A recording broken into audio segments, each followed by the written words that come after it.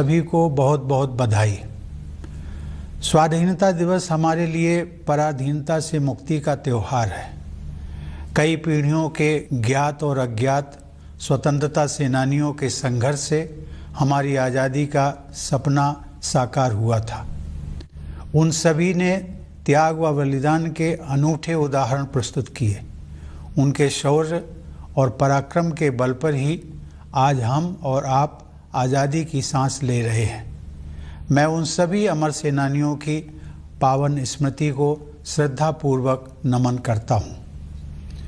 अनेक देशों की तरह हमारे राष्ट्र को भी विदेशी हुकूमत के दौरान बहुत अन्याय और अत्याचार सहने पड़े, परंतु भारत की विशेषता यह थी कि गांधी जी के नेतृत्व में हमारा स्वाधीनता आंदोलन सत्य और अहिंसा के सिद्धांतों पर आधारित रहा।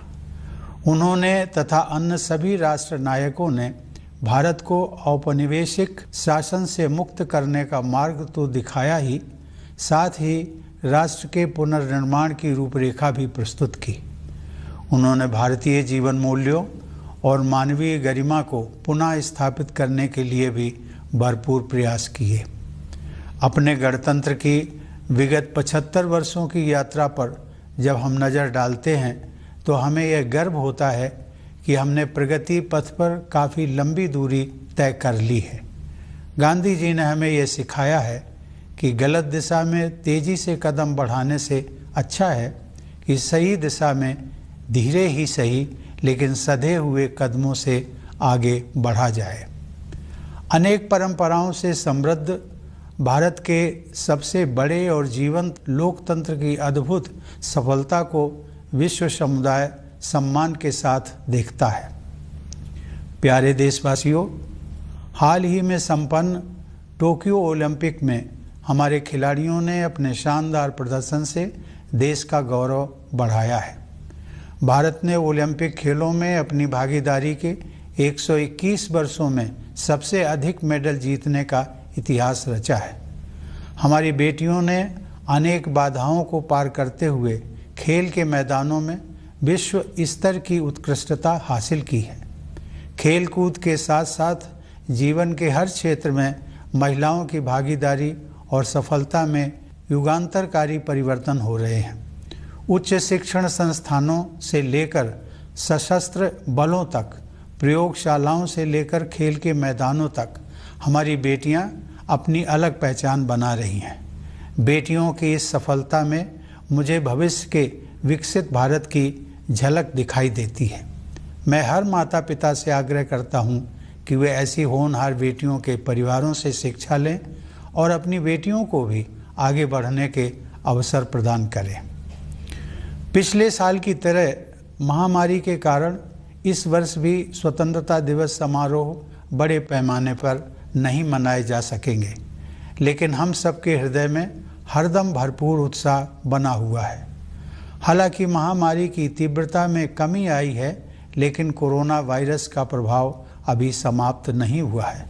इस वर्ष आई महामारी की दूसरी लहर के विनाशकारी प्रभाव से हम अभी तक उबर नहीं पाए हैं। पिछले वर्ष सभी लोगों के असाधारण प्रयासों के बल पर हम संक्रमण के प्रसार पर काबू पाने में सफल रहे थे। हमारे वैज्ञानिकों ने बहुत ही कम समय में वैक्सीन तैयार करने का कठिन काम संपन्न कर लिया।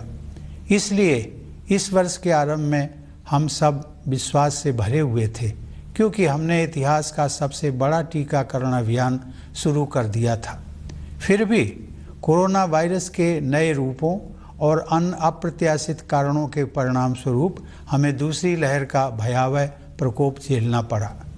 मुझे इस बात का गहरा दुख है कि दूसरी लहर में बहुतेरे लोगों की प्राण रक्षा नहीं की जा सकी और बहुत से लोगों को भारी कष्ट सहने पड़े।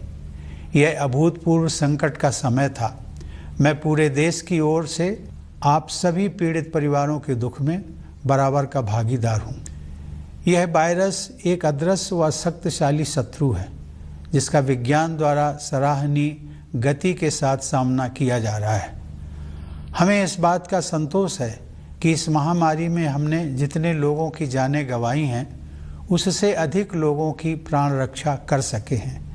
एक बार फिर हम अपने सामूहिक संकल्प के बल पर ही दूसरी लहर में कमी देख पा रहे हैं।